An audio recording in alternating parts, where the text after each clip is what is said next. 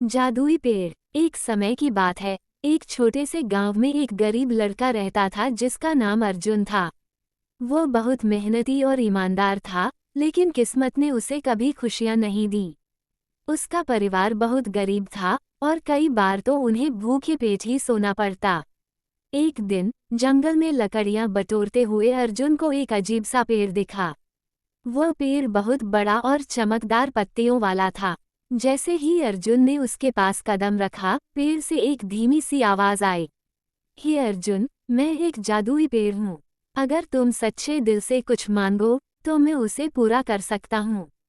लेकिन याद रखो, तुम्हारी हर इच्छा की एक परीक्षा होगी। अर्जुन चौंका, पर फिर बोला, अगर आप सच में मेरी मदद कर सकते हैं तो मेरे घर खाना पहुंचा दीजिए। मेरी माँ बहुत भूखी हैं। पेड़ की पत्तियां हिली और अचानक अर्जुन के सामने एक टोकरा प्रकट हुआ जिसमें ताज़ा खाना था।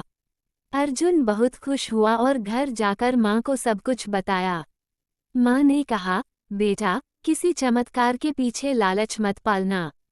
लेकिन धीरे धीरे अर्जुन को आदत लग गई। हर बार वह पेड़ से कुछ मांगता, नए कपड़े, पैसे, खिलौने। पेड़ हर बार उसकी इच्छा पूरी करता रहा। एक दिन गांव में सूखा पड़ा।